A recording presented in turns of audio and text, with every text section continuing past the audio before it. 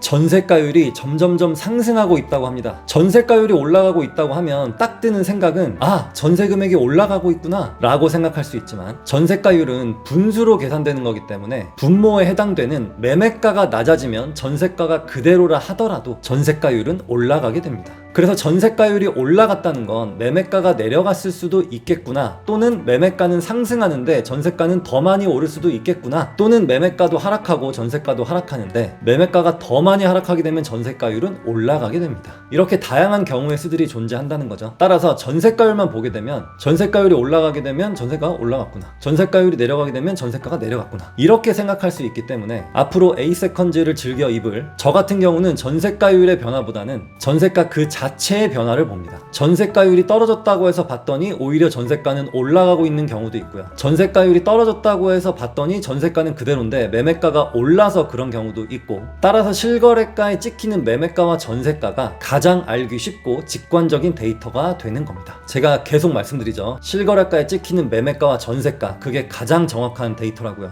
그런데 한 가지 사실은 전세가율이 올라가면 매매가와 전세가의 차이는 좁혀집니다. 이건 확실하죠. 그만큼 투자하기 좋은 환경이 되는 건데요. 그렇지만 이때가 가장 좋은 타이밍이라는 건 아는데 막상 이렇게 되면 투자하기가 망설여집니다. 한번 볼게요. 일반 대중들이 부동산에 관심을 많이 가지게 되고 막 사고 싶은 때가 언제일까요? 바로 매매가도 상승하고 전세가도 상승할 때입니다. 만약에 매매가만 상승하고 전세가는 상승하지 않는다면 매매하기가 좀 부담스러워지죠. 전세도 저렴하게 살기도 충분히 괜찮은데 뭐하러 비싸게 사? 이런 심리가 생기고요. 매매가가 하락하고 전세가가 그대로라면 2년 더 전세 살고 매수해볼까? 전세가는 원금 보전이라도 되는데 지금 집값은 떨어지고 있네. 전세 살기 잘했다, 이런 생각이 들 겁니다. 하지만 전세가가 오르고 있어요. 집주인이 올려달라고 연락이 왔어. 또 뉴스에서는 서울 송파구, 성동구, 마포구 시세가 막 오르고 있대. 그러면 무슨 생각이 들어요? 전세가 올려줘야 되는데 그럴 바에 그냥 집을 사버릴까? 이런 조급한 마음이 들죠. 이런 분위기에서 매물을 보러 가면 문제가 뭐냐면 한 집을 보러 가는데 여러 팀이 같이 가게 됩니다. 그러면 집주인들이 매물을 걷어들이게 되고요. 다른 경우는 계약 직전에 5천에서 1억씩 올려버립니다. 그러면 또 매수하기가 망설여지죠. 마지막 케이스, 전세가는 오르고 있는데 매매가는 떨어지고 있다. 이때가 전세가 매매가가 가장 좁혀지는 시기인데요. 왜 매매가는 떨어지는데 전세가는 오를까요? 그 이유는 매매 수요는 거의 없고 전세 수요가 압도적으로 많기 때문입니다. 이때 분위기는 집 사면 큰일 난다, 나라 망했다, 앞으로 10년은 집값 더 떨어진다, 이런 공포가 유튜브와 TV만 틀었다 하면 나오기 때문이에요. 따라서 전세금 올려서라도 그냥 전세 살자, 나 망하기 싫어, 지금 떨어지고 있는 집을 왜 사? 이런 분위기에 다 물들어 있게 됩니다. 그때는 하락장이기 때문에 아무도 관심 없고요. 전국 거래량도 매우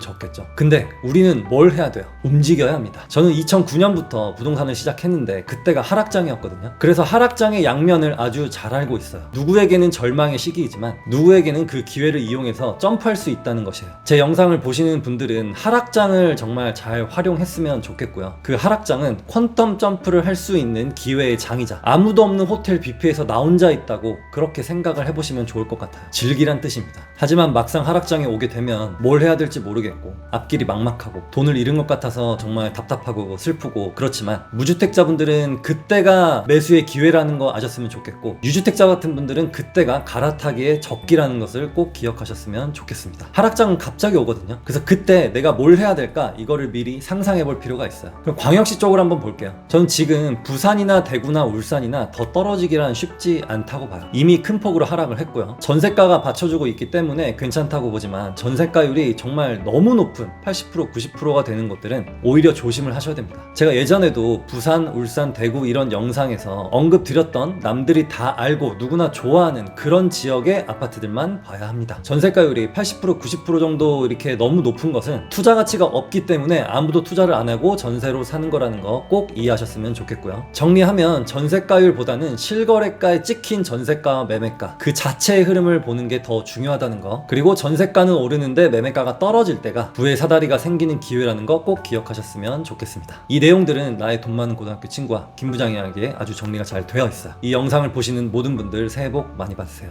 안녕. 1년에 한 채씩 모아가는 투자에 대해서 알아보도록 하겠습니다. 몇 년 전부터 1년에 한 채씩 사자, 1년에 한 채씩 이렇게 모아가자 라는 분들이 많아지고 있어요. 아니 집을 어떻게 한 채씩 사? 라고 할 수 있지만 살 수 있죠. 적게는 500만원에서 많게는 5천만원 가지고 한 채씩 전세 끼고 사는 겁니다. 갭 투자죠. 근데 이게 서울 경기도권에서는 거의 불가능하고요. 지방에서는 가능합니다. 여러분이 100만원이 있다고 한번 가정해볼게요. 100만원으로 살 수 있는 아파트들이 정말 많습니다. 평택으로 가볼게요. 포승읍 도곡리에 있는 모아 땡레도 1차 매매가 1억 7천에 전세가 1억 7천. 매매가와 전세가가 똑같습니다. 100만원으로는 뭐하냐? 교통비와 중개수수료를 지불하면 되겠습니다. 이 아파트는 최고가가 2억 5천까지 갔다가 8천만원 떨어져서 지금 1억 7천에 거래가 되고 있는데요. 이런 거 여러 채 가지고 있으면 다음 상승장 때 최소 2억까지만 올라도 한 채당 3천만원씩 벌게 되는 거죠. 3채 가지고 있으면 거의 1억 버는 거고 10채 가지고 있으면 3억 버는 겁니다. 근데 투자 비용이 거의 안 들어. 이런 거 싹 모아두고 기다리는 겁니다. 울산으로 가볼게요. 서부 현땡 패밀리 1992년 준공의 3027세대 현대중공업과 딱 붙어 있고요. 일자리와 접근성이 매우 좋죠. 여기 24평의 시세가 1억, 전세가가 1억. 여기도 투자금이 안 듭니다. 차비에 중개수수료만 하면은 100만원만 있으면 충분해요. 매매가랑 전세가가 똑같은 건 좀 불안하다고요? 그러면 약간 투자 비용이 더 들어가는 곳을 보도록 할게요. 이번엔 김해로 가보겠습니다. 율땡마을 3단지 푸르지오 매매가 2억 8천, 전세가 2억 7천. 네, 갭이 1000만원입니다. 만약에 1년에 2천만원씩 모을 수 있다면 이런 거 1년에 2채씩 살 수 있어요. 자, 여태까지 제가 드린 말씀 정말 희망적이고 좋은 투자처처럼 보이죠? 그런데 문화센터에 오시는 분들이 하소연을 합니다. 지방에 투자금 거의 없이 몇 채 샀는데 역전세 나고 시세도 떨어지고 거기에 돈이 계속 들어가고 있어요. 문제는요, 몇 달째 아무도 보러 오는 사람조차 없어요. 어떡하죠? 네, 이미 저지른 일이니까 어쩔 수가 없고요. 앞으로 그렇게 안 하면 됩니다. 같이 투자한 친구는 종잣돈 모아서 대출 더해서 수도권에 사뒀고 그 아파트는 전세가 매매가도 오르고 있는데 지방에 한 14채 산 저는 지금 이거를 다 팔아도 남는 게 별로 없어요. 그 친구는 작년에 강동구에 하나 샀고 저는 3년 전부터 전국을 돌면서 모았는데 그 친구 시세 차익이 더 커요. 게다가 그 친구는 비과세인데 저는 다주택자라 그나마 수익 난 거는 양도세 준 거예요. 이런 사연을 들을 때마다 참 속상합니다. 근데 이런 사람들이 기하급수적으로 늘어나고 있어요. 분명히 지방의 공급도 끝났고 공급 대비 수요가 더 많고 호재도 있고 해서 샀는데 왜 그럴까요? 그 이유는 지방에는 빈 땅이 많죠. 만약에 수요가 있다면 거기에 건설사들이 미리 공급을 할 겁니다. 근데 왜 안 할까요? 건설사가 좀 시장조사가 부족해서? 그런 거 절대 아니겠죠. 절대 수요가 빠져나가고 있으니까 안 하는 겁니다. 근데 서울이나 경기도 가면은 막 아파트 단지마다 플랜카드 많이 걸려있는 거 볼 수 있어요. 조합 설립을 축하드립니다. 밑에 땡땡 건설. 이게 무슨 뜻이에요? 우리 여기서 사업하고 싶다 이 뜻이에요. 빈 땅에 짓는 게 훨씬 더 편한데 수요가 없는 곳에 짓느니 좀 절차가 복잡하더라도 수요가 있는 곳에 짓겠다라는 의미죠. 제 주관적인 의견은 처음 투자하시는 분들은 우선 괜찮은 아파트까지는 상급지로 갈아타게 해야 된다고 생각합니다. 그러면 어디까지 갈아타기를 해나가야 되냐? 59제곱 기준 한 15억 정도까지는 갈아타기를 해나가고 그 다음부터는 늘려도 된다고 생각해요. 2024년 12월 기준 59제곱 15억 정도 하는 것들이 평균 서울 상승률보다 좀 더 빠르기 때문입니다. 이 정도는 가지고 있어야 상승장 때 더 빨리 올라가고 더 중요한 건 하락장이 끝나고 반등할 때 더 빨리 치고 올라간다는 것에 의미가 있습니다. 남들 떨어질 때 같이 떨어지는 건 괜찮아요. 하지만 남들 반등할 때 반등 못하면 그건 문제가 있는 겁니다. 근데 59제곱에 15억 정도 하는 것까지 달성을 하잖아요. 그러면 추가로 또 하고 싶은 생각이 잘 안 들 거예요. 왜냐? 더 상급지가 눈에 들어오거든. 그게 왜 들어오냐? 오르는 폭이 다르거든. 예전에 봐왔던 저렴한 아파트보다 이거 한 채가 더 많이 올랐네? 그러면 한 번 더 상급지로 가볼까? 이렇게 시야가 바뀌게 됩니다. 계속 뭐 100만원, 500만원, 1000만원, 2000만원 가지고 사버릇하면은 그것밖에 시야에 안 들어와요. 참고로 부동산은 현재 좋은 게 앞으로 더 좋아질 가능성이 높습니다. 여기는 저평가니까 기다리면 오를 거야. 투자금이 얼마 안 들어갔으니까 조금만 올라도 나한테 이득이야. 이런 생각을 하지만 그 구석이 올라갈 때쯤이면 이미 서울과 경기도는 날아갑니다. 만약에 1000만원짜리 갭 투자가 큰 수익을 안겨준다면 부자들이 몇십억 들고 가서 그냥 한 동 전체를 다 사버리지 왜 거들떠도 안 보겠습니까? 그럼 이렇게 말할 수 있어요. 종잣돈이 없는 사람은 어떻게 하란 말이에요. 이런 거에서 돈을 불려서 서울에 좋은 거 사면 되잖아요. 좋은 발상이긴 한데 돈을 잃는데 어떡해. 그리고 벌 거라는 보장이 없는데 차라리 저축률을 높이고 부업으로 소득을 늘리고 최소 7, 8천까지 모은 다음에 그 후에 대출을 일으켜서 수도권에 한 채 사는 게 훨씬 더 낫습니다. 그걸 못 기다려서 1000만원 모이자마자 사고 또 모이자마자 또 사고 이거는 아니라는 거죠. 예전 영상에서 자세히 설명 들었잖아요. 3번 갈아타기만 하면 헨리오 헬리오시티까지 갈 수 있다고요. 근데 1000만원짜리 갭으로 여러 채 사모아서 그 수익으로 헬리오시티를 갈 수 있을까요? 절대 못 갑니다. 이 영상의 핵심은 뭐냐면, 지방 투자를 하려면 지방의 핵심 도시들이 있잖아요. 그 중심이 되는 신축 단지들, 그런 곳들 아니면 작은 도시들은 쳐다도 보지 말라는 뜻입니다. 그리고 59제곱 15억까지는 한 채로 가자는 그런 뜻입니다. 무슨 말인지 잘 이해했죠? 이 부동산에 대한 내용은 김 부장 이야기와 나의 돈 많은 고등학교 친구에 자세히 나와 있습니다. 할 수 있고요, 잘 해낼 수 있습니다. 감사합니다. 전세제도가 사라지면 한국의 집값은 어떻게 될까요? 전세제도는 사실 약간 이상한 제도이긴 합니다. 저도 어릴 때 부모님께 들은 게 뭐냐면, 이 돈을 집주인한테 맡겼다가 나중에 그대로 돌려받는다, 이 말을 들었을 때 그러면 공짜로 사는 거네? 이런 생각이 딱 들었어요. 그게 벌써 한 30년 전인데 아직도 생생합니다. 그만큼 충격적이었다는 거죠. 그때는 뭐 자본주의, 인플레이션, 금리, 대출 이런 거에 대해서 전혀 몰랐으니까 그랬던 것 같아요. 전세라는 것은 임차인이나 집주인이나 서로에게 어떻게 보면은 좋은 제도라고도 볼 수 있습니다. 소득이 낮은 사람들은 매달 몇십만 원씩 월세를 내는 게 부담스럽거든요. 어떤 글들을 보면 전세 때문에 집값이 올랐다 라고 하는데 맞기도 하고 틀리기도 합니다. 그러면 전세제도가 없어진다면 집값은 어떻게 될까요? 전세가 없는 미국과 일본을 볼게요. 예전에 일본 출장을 갔다가 호텔 옆에 부동산이 있어서 이 종이로 막 매물이 붙어있길래 한번 봤습니다. 그때 한국말을 잘하는 일본 거래처 사람이 있었는데, 제가 이거 얼마야? 라고 물어봤더니 20억 엔이라고 했습니다. 20억 엔이면 200억? 에이, 말도 안 돼, 잘못 본 거 아니야? 라고 해서 다시 물어봤더니 네, 20억 엔이 맞다는 거예요. 그게 다이칸야마에 있던 어떤 맨션이었는데 한 70평 정도로 기억해요. 근데 그 거래처 사람이 하는 말이 아오야마에 가면 더 비싸다, 이런 말을 해서 나는 일본 집값이 좀 저렴한 걸로 알고 있는데, 이런 생각을 해왔었는데 몇 달 뒤에 또 일본을 갔을 때 도쿄의 다른 지역을 이렇게 돌아보면서 부동산 매물을 봤는데 뭐 5억엔, 7억엔 이런 것들이 꽤 있었어요. 한화로 50억, 70억이죠. 일본 부동산이 결코 우리나라보다 싸지 않았습니다. 도쿄 변두리에는 빈집들이 많더라도 중심부는 비싸요. 일본은 전세가 없고 임차 방식으로 월세만 이루어져 있는 형태인데 말이죠. 만약에 우리나라에 전세가 없어지고 전부 월세만 존재하게 된다고 한번 볼게요. 월세는 최소 물가만큼은 올라갑니다. 그러면 아파트의 월세 수익성이 좋아지겠죠. 이렇게 되면 상업용 부동산의 투자 수요가 주거용 부동산으로 들어오게 됩니다. 원래 상가나 건물 투자했던 수요가 아파트로 오게 된다는 의미예요. 왜냐고? 상가보다 훨씬 공실률이 적고 수익성도 좋아졌으니까. 이렇게 되면은 또 아파트 시세가 자극이 될 수밖에 없어요. 지금은 월세가 좀 비싸다 싶으면 전세로 바꾸고, 전세가 좀 비싸다 싶으면 월세로 바꾸고, 이렇게 선택권이 있는데, 전세가 없어지고 월세만 남는다면 임대인이 슈퍼 갑이 될 수밖에 없습니다. 그래서 전세 자체는 나쁜 게 아니에요. 하지만 전세자금 대출은 좋은 대출이 아닙니다. 자산을 취득하는 게 아닌데 대출을 받는다는 건 돈의 논리에 맞지가 않죠. 주택담보대출은 그 주택을 담보로 받는데, 전세자금 대출은 담보가 없어요. 이상하죠. 임차인은 담보가 없는데 뭘로 대출을 해주는 거죠? 그리고 이 전세자금 대출 때문에 양극화 현상이 더 심해집니다. 볼게요. 전세자금 대출이 없다면 내 현금만으로 내가 갈 수 있는 곳에 거주를 하게 됩니다. 내 예산 내에서 살아요. 그런데 어라? 전세자금 대출이란 게 있네? 그러면은 커뮤니티 잘 되어 있는 새 아파트 가서 살아볼까? 좀 더 직장이랑 가까운 곳에서 살아볼까? 이런 수요가 생기면서 입지 좋은 곳, 신축 이런 곳들로 사람들이 전세자금 대출을 받아서 임차를 하게 되고, 그렇게 되면은 전세가, 매매가가 좁혀지게 되고, 이렇게 되면 갭으로 투자하는 수요가 늘어나게 되겠죠. 투자자들이 갭 투자를 안 한다 하더라도 전세가가 매매가를 밀어 올리는 그런 현상이 발생합니다. 지방의 소도시들을 보면 전세자금 대출을 받는 비율이 수도권보다는 현저히 낮아요. 이유는 그 동네에서는 모든 게 비슷비슷하거든요. 도시가 크지 않기 때문에 어딜 살아도 출퇴근 시간도 비슷하고 인프라도 비슷비슷한데, 이 서울, 경기도 쪽은 출퇴근 시간도 차이가 많이 나고 약간의 차이에 따라서 생활 환경이 확 좋았다가 확 안 좋아졌다가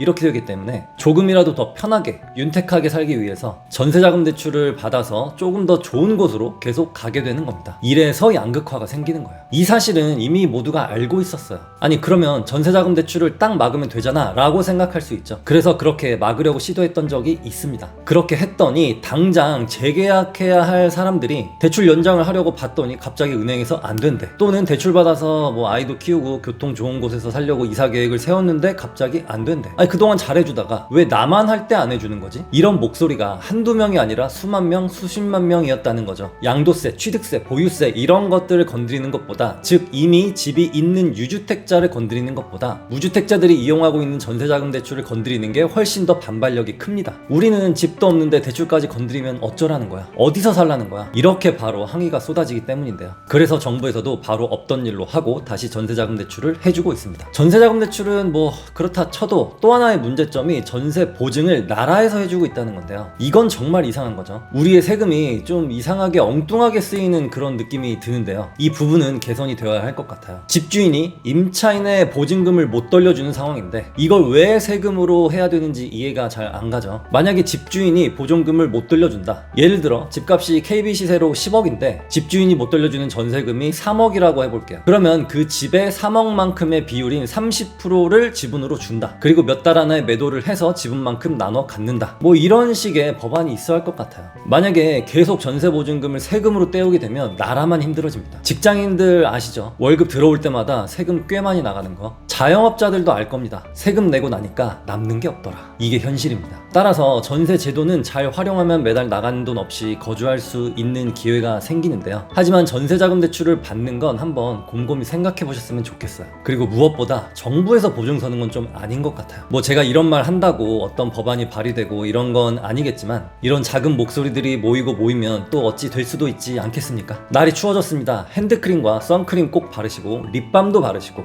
댓글에 저보고 선크림 뭐 쓰냐고 물어보시는 분들이 몇 분 계셨는데요. 저는 선물 받은 거 씁니다. 문화센터에서 오신 분들 몇 분이 선크림을 선물을 주셔서 그분들이 주신 거 열심히 바르고 있습니다. 문화센터 오시기 전에 돈 많은 고등학교 친구와 김 부장 이야기 꼭 읽고 오시기를 부탁드립니다. 감사합니다. 아파트의 적정 수익률과 적정 보유기간에 대해서 말씀드려보려고 합니다. 이 니트 가디건 문화센터 목동점에 오신 분이 주셨어요. 저보다 한 3, 4살 정도 많으신 여성분이었는데 이분이 자라를 한참 찾아보다가 예쁜 게 없어서 에이세컨즈에서 마음에 드는 걸 발견하셨다고 합니다. 저는 에이세컨즈 거 처음 입어보는데 퀄리티가 되게 괜찮아요. 에이세컨즈가 우리나라 브랜드잖아요. 지금 내수 경기가 안 좋은데요. 내수 경기도 살릴 겸 앞으로 우리나라 브랜드를 더 자주 이용해봐야겠습니다. 본론으로 들어가서 많이 받는 질문 중에 하나가 아파트의 수익률은 얼마나 보고 들어가야 하나요? 어느 정도 수익이 나야 엑싯을 하나요? 몇 년을 보유하고 갈아타기를 해야 되나요? 이 질문인데요. 저도 처음에는 이 질문을 스스로에게 되게 많이 했어요. 얼마가 올라야 팔지? 몇 퍼센트가 올라야 팔지? 그런데 지금은 그런 생각을 하지 않습니다. 제 경험에 의하면 아파트건 토지건 상가건 부동산 자산을 매도를 할 때는 두 가지 경우가 있습니다. 이 내용은 나의 돈 많은 고등학교 친구에서 아버지가 자녀에게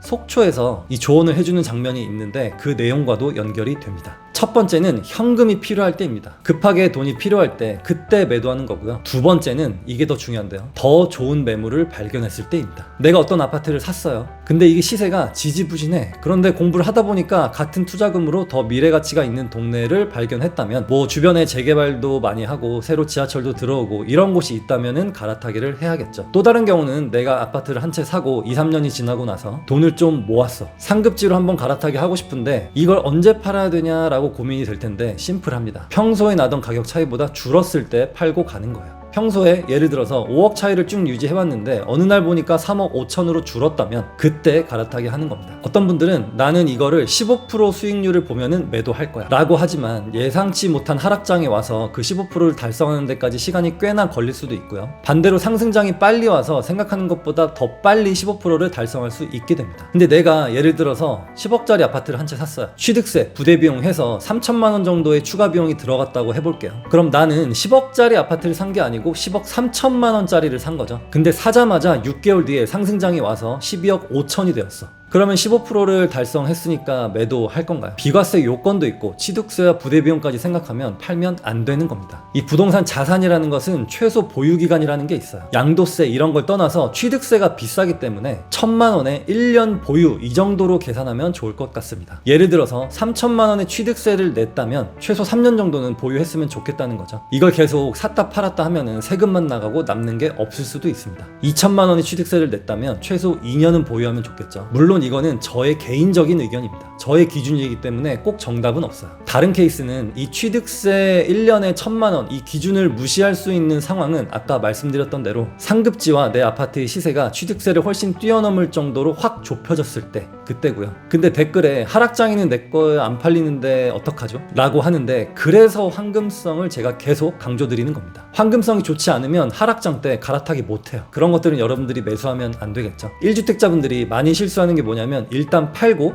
시장을 지켜보다가 좀 저렴해지면 그때 사자 이겁니다. 예를 들어서 내가 산성역 포레스티아를 소유하고 있다가 지금 고점인 것 같아서 일단 팔았어요. 팔고 나서 어디 마포 쪽이나 괜찮은 매물 있으면 기다렸다가 사야지 이렇게 기다리고 있는데 강보합장이나 상승장이 와버리면 내가 원래 보유했던 산성역 포레스티아도 다시 못 사게 되는 그런 상황이 발생하게 됩니다. 따라서 갈아타기를 할 때는 무주택 기간을 최소화해야 되고요. 내 아파트를 팔기 전에는 반드시 무엇을 살 건지 정해놓고 팔아야 합니다. 그냥 팔면 안 돼요. 그런데 또 하나 특수한 경우가 있습니다. 내가 가지고 있는 아파트가 보니까 거래량이 정말 적은 아파트다. 미래가치도 없어 보인다. 이때는 일단 내놔야 됩니다. 왜냐면 부동산에 내놔도 아무도 몇 달 동안 보러 오는 사람이 없을 수도 있습니다. 이럴 경우에는 일단 내놓고 시작해야 돼요. 결론은 주식처럼 기대 수익률을 미리 정해놓지 말고 상급지로 갈아타기 좋은 타이밍이 오면 그때 매도를 하는 거고요. 그러려면 어떻게 해야 돼요? 매일같이 상급지 아파트의 시세를 트래킹을 해야겠죠. 그 전에 또 뭘 해야 돼요? 내가 갈아타기를 하는 게 업그레이드인지 업그레이드인지 잘 판단하셔야겠죠. 이런 케이스도 봤어요. 10억짜리 아파트를 소유하고 있는데요. 현금이 2억이 있습니다. 어디로 갈아타기를 할까요? 추가 대출 없이 2억으로만 갈아타기를 할 거면 안 하는 게 낫습니다. 양도세 내고 취득세 내면은 1억만 보태겠다는 건데 이러면 업그레이드예요. 예전 영상에서도 말씀드렸지만 어설픈 갈아타기는 안 하는 게 낫다고 했고 가려면 확실하게 상급지로 가셔라 라고 했습니다. 그리고 보유 기간은 취득세 1년에 1,000만 원 정도를 기준으로 잡으셨으면 합니다. 잘할 수 있죠. 이 자세한 내용은 돈 많은 고등학교 친구 책에 잘 나와 있으니 한번 읽어보시면 도움이 되겠습니다.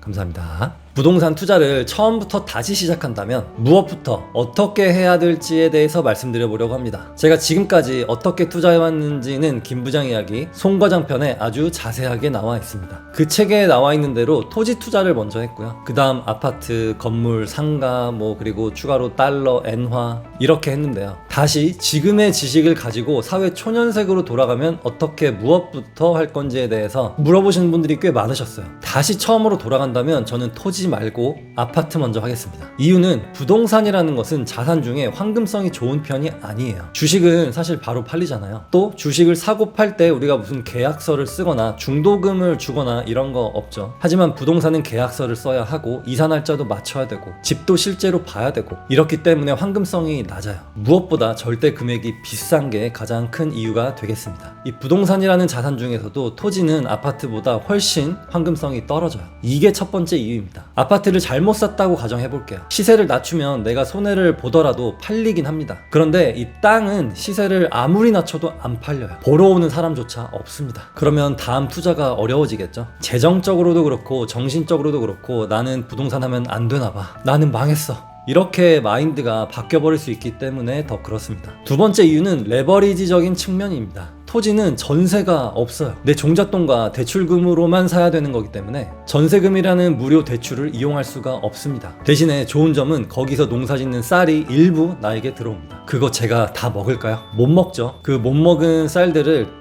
농협에도 사실 팔 수 있거든요. 그런데 그렇게 팔아서 몇 푼 버는 것보다는 좋은 일에 쓰고 싶어서 다 기부를 하는 겁니다. 이 점은 좋아요. 뭔가 사회에 어느 정도 기여를 할 수 있다는 점. 그런데 대출을 받아서 땅을 샀는데 금리가 너무 올라서 이자가 부담스러워지게 되면 너무 힘들어지겠죠. 그래서 아파트 투자를 제일 먼저 할 겁니다. 한 5, 6억 정도 되는 아파트의 전세가가 3억 5천에서 4억 정도 하거든요. 대출과 종잣돈을 합쳐서 이 한 채를 먼저 사고 또 종잣돈을 모아서 2, 3년 뒤에 갈아타기를 할 거예요. 그럼 2, 3년 동안 무엇을 하느냐? 토지, 상가, 건물에 대해서 빠삭하게 공부를 하겠습니다. 동시에 또 무엇을 하느냐? 부업을 할 겁니다. 이 부업이라는 게 왜 중요하냐면 나의 몰랐던 잠재 능력을 발견할 수가 있거든요. 대신 조건이 있어요. 본업에 지장이 있으면 안 돼요. 본업을 소홀히 하면서 부업을 하는 건 반대하겠습니다. 그 부업이 여러 가지가 될 수가 있어요. 저 같은 경우는 조금 창피하지만 옷을 워낙 좋아했었거든요. 20대는 알바해서 번 돈으로 다 옷 사고 신발 사고 그랬었는데 그래서 부업으로 온라인 온라인으로 옷을 팔았습니다. 근데 이게 문제가 뭐였냐면 회사 일에 지장이 있었고, 또 하나 문제점은 자녀가 있었는데 자녀를 볼 시간이 없더라고요. 그래서 빠르게 접었습니다. 수익은 정말 좋았어요. 하지만 더 중요한 두 가지, 가정과 본업을 지키기 위해서 접었습니다. 만약에 제가 직장을 다니면서 부업을 한다면 대리운전이나 택배 같은 건 안 할 것 같아요. 이유는 대리운전이나 택배 같은 경우는 집에 늦게 들어올 일이 많기 때문에 그 다음날이 좀 피곤해지고, 그렇게 되면 회사 업무에 지장이 있게 되겠죠. 따라서 한 번 배우면 계속 써먹을 수 있는 어떤 기술을 배우려고 할 것 같아요. 뭐 영상 편집이 될 수도 있고, 외국어 공부가 될 수도 있고, 뭐 건강식품 블로그 리뷰어가 될 수도 있고, 화장품 리뷰어가 될 수도 있고, 아니면 유튜브를 한번 해볼 수도 있고, 인스타그램이 될 수도 있고. 그런데 제가 주위에서 본 바에 의하면 99%가 한 달하고 그만둬요. 한 달하고 다시 원래로 돌아가. 누구?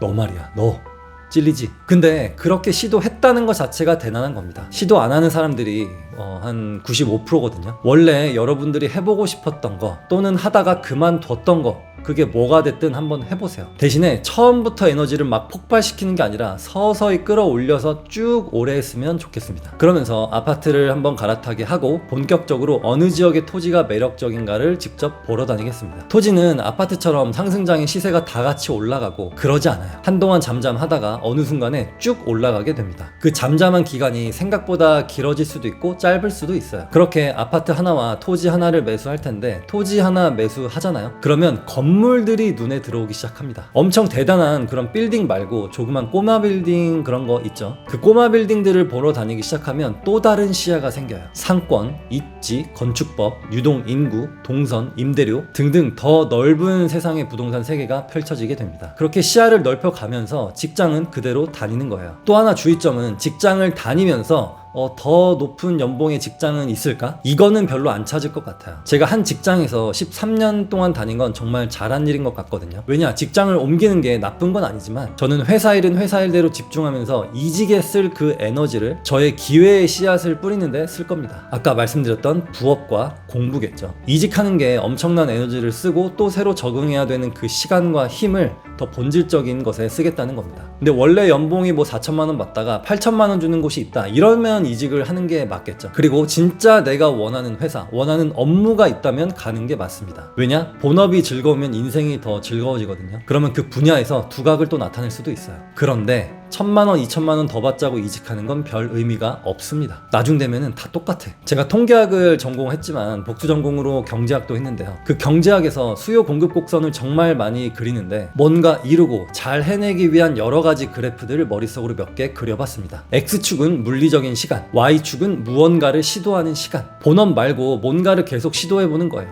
Y축의 값이 최소 1은 돼야 되고 기울기는 최소 수평은 돼야겠죠. 그게 하루에 1시간씩 지속된다는 의미일까요? 또 다른 그래프는 X축은 물리적인 시간, Y축은 본업과 부업을 합친 소득입니다. 좀 더 현실적이죠. 이게 하락하면 안 되겠죠. 이게 얼마나 가는지 한번 보세요. 뭐랑 비교하느냐? 물가 상승률이랑은 비교하면 안 되고요. 수도권 집값 상승률하고 비교를 해야 됩니다. 근데 제가 통계 별로 정확하지 않다고 전 영상에서 말씀드렸잖아요. 그래서 내가 도전해볼 법한 아파트, 내가 관심을 가지고 있는 아파트의 상승률과 비교를 해보는 겁니다. 이건 종잣돈에 따라, 소득에 따라 다 다르기 때문에 내가 처음에 접근해볼 만한 아파트들이 각자 있을 거예요. 이 아파트의 상승률이 내 소득의 증가 속도보다 빠른지 비슷한지를 보는 겁니다. 내 소득의 증가가 더 빠르다면 더 모아서 좋은 걸 봐도 되고요. 그게 아니고 내 소득이 더 늦다면 대출을 받아서 일단 잡아놔야겠죠. 이 계산이 좀 복잡해 보이긴 하지만 여러분들이 하는 회사에서 엑셀보다 훨씬 쉬워요. VLOOKUP 뭐 그런 거 있잖아요. 저는 아직도 이 VLOOKUP이 잘 적응이 안 돼요. 저보다 여러분들이 훨씬 더 잘하니까 한번 계획을 잘 세워보세요. 아파트 얼마짜리를 처음에 사고 그 다음에 어디도 갈아타기를 하고, 그 과정 중에 어떤 부업과 어떤 공부를 할 것이며, 내 소득은 어떻게 상승하고 있고 그 상승이 자산 가격 대비 빠른지 느린지, 느리다면 대출을 얼마를 받아야 무리하지 않는 대출인지 한번 계산해보는 그런 시간을 갖는 게 너무나 중요하다는 거죠. 한 가지 팁, 여러분들 주변에 내가 뭐 하고 있다, 나 요즘에 뭐 하고 있어, 이런 말 하지 마세요. 왠 줄 아세요? 그들이 불안해합니다. 그러면서 그거 하지 마, 그거 해봐야 안 돼, 내 친구가 그거 하다가 결국에는 다 접었어, 이럴 겁니다. 그 말 듣지 말고 여러분 스스로를 믿으세요.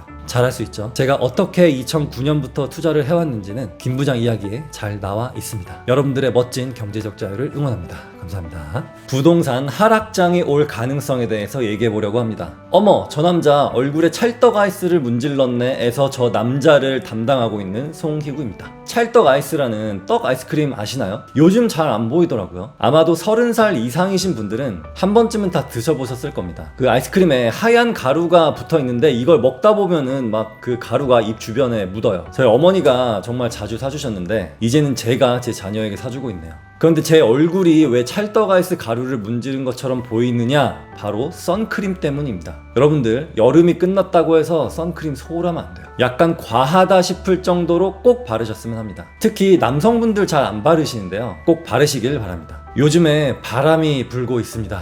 별로 좋지 않은 바람인데요, 바로 희망퇴직의 바람입니다. 보통 은행이나 증권가 같은 곳은 희망퇴직이 이게 정기적으로 늘 있어 왔었는데, 이번에는 우리나라 경제를 지탱하는 제조뿐만 아니라 유통업, IT 업계까지도 희망퇴직이 늘고 있어요. SK, 포스코, 한화, 신세계, LG, 롯데, 삼성 등등 우리나라를 대표하는 기업들이 줄줄이 희망퇴직을 하겠다고 선포했습니다. 제가 부동산을 하락시키는 주요 요인 중에 하나가 바로 소득의 감소라고 말씀을 드려왔는데요, 소득의 감소는 퇴직자의 증가, 그 의미는 실업률의 증가를 의미합니다. 만약에 이 희망퇴직이 일부 기업들에서만 일어나고 그렇게 끝난다면 자산시장에는 별 영향이 없겠는데요, 이 희망퇴직이 동종 업계로 퍼져나가고 1차 벤더, 2차 벤더, 3차 벤더까지 퍼져나가게 되면, 그리고 또 중소기업까지 번지게 되면은 그때 자산시장에는 무조건 영향이 있습니다. 현역에 있는 친구들한테 좀 물어봤어요. 요즘 분위기 어떠냐? 누구는 지금 최악이다, 신입사원까지 희망퇴직을 받고 있다 라는 친구도 있고, 반대로 인력이 부족해서 계속 사람을 뽑고 있다라는 친구도 있었습니다. 또 누구는 10년 넘게 희망퇴직이라는 것을 본 적이 없었는데 나도 대상이 될 것 같다,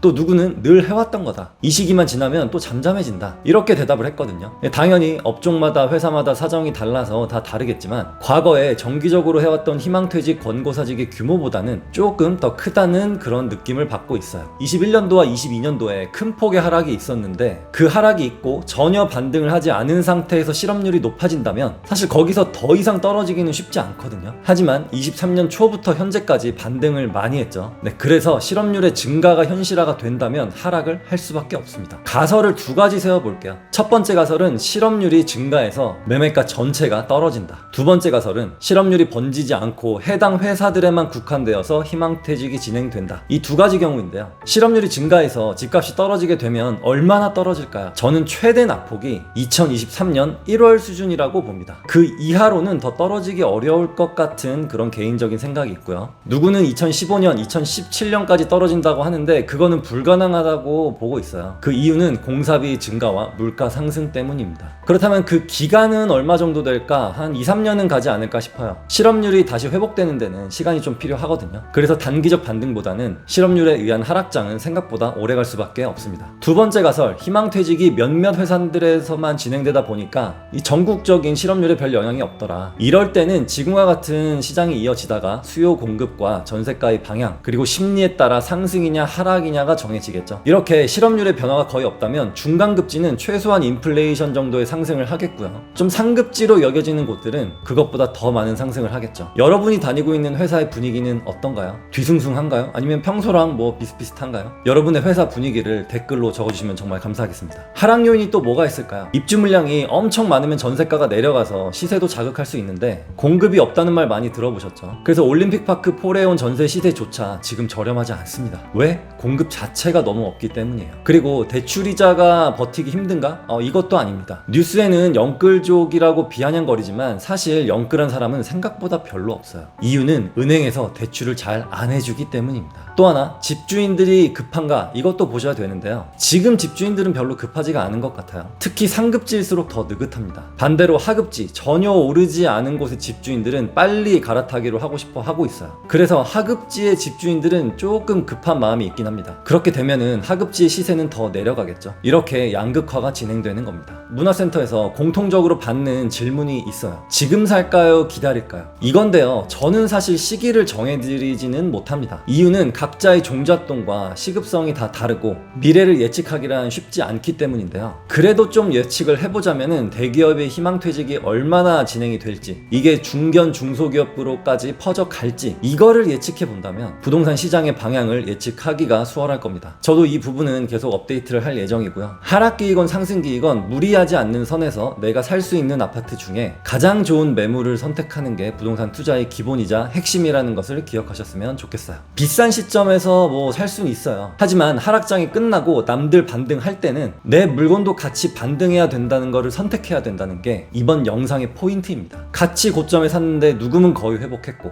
누구는 전혀 그럴 기미를 보이지 않고, 이거는 많이 다르겠죠. 그래서 공부를 하는 겁니다. 요즘 날씨가 너무 좋아요. 카페나 공원에 가서 올해는 나는 잘 살았나, 내년에는 어떻게 살아볼까, 이렇게 즐거운 상상 한번 해보시고요. 그 카페나 공원에서 나의 돈 많은 고등학교 친구 읽어보시면 좋겠습니다. 여러분들의 멋진 경제적 자유를 응원합니다. 감사합니다. 부동산 투자로 수익을 내는 방법을 알아보도록 하겠습니다.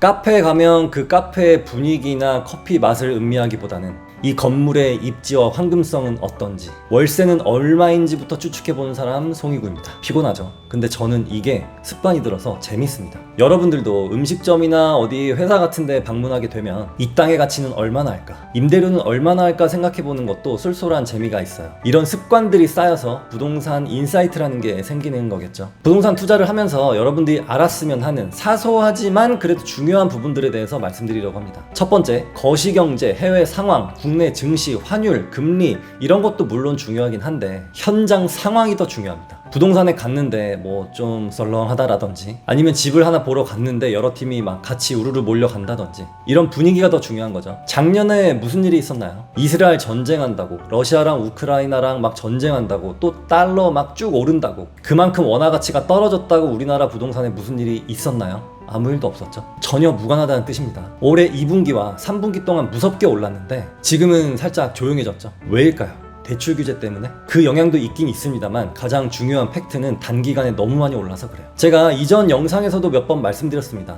2023년 6, 7개월 동안 빠르게 올라서 잠시 쉬었는데 올해도 그럴 가능성이 높다고 말씀을 드렸었죠. 또 최근에 금리가 0.25% 낮아졌는데 이상하게 시장은 조용해졌죠. 네, 그렇듯이 금리는 부동산 시장에는 작은 하나의 변수일 뿐 금리보다는 심리가 훨씬 더 중요합니다. 두 번째, 상급지부터 하급지까지 두루두루 본다. 그 이유는 부동산은 상대평 평가이기 때문에 내가 관심 있는 곳만 보게 되는 경우가 많은데요. 저도 부동산에서는 아니고 다른 분야에서는 이런 현상이 있습니다. 옆에 분명히 코스랑 유니클로가 있는데 발걸음이 잘 안 가져요. 코스는 티셔츠 하나에 막 10만원 가까이 하는 무서운 곳이라서 안 가지고, 유니클로는 디자인이 좀 심심하다는 편견이 있어요. 네, 하지만 이렇게 다 둘러보고 뭔가를 구매하는 게 더 좋겠죠. 가끔씩 코스에서 세일을 많이 해가지고 H&M 가격으로 파는 경우도 종종 있기 때문이에요. 그렇지만 부동산의 경우는 최상급지와 하급지까지 다 봅니다. 이유는 시장의 흐름을 파악하기 위해서인데요. 시장이 조용할 때 가장 먼저 오르는 곳은 바로 상급지입니다. 그리고 한참 상승장이 지속되는 중에 상급지는 조용해졌는데 하급지가 막 부글부글하다, 이거는 상승장의 끝이라는 의미입니다. 하락장의 시작이라는 뜻이죠. 그래서 상급지와 중급지, 하급지를 모두 시세 체크를 하고 임장도 가보는 습관을 가지면 좋겠습니다. 참고로 이거 잠옷 아닙니다. 글로벌 패션 브랜드에서 세일할 때 산 거예요.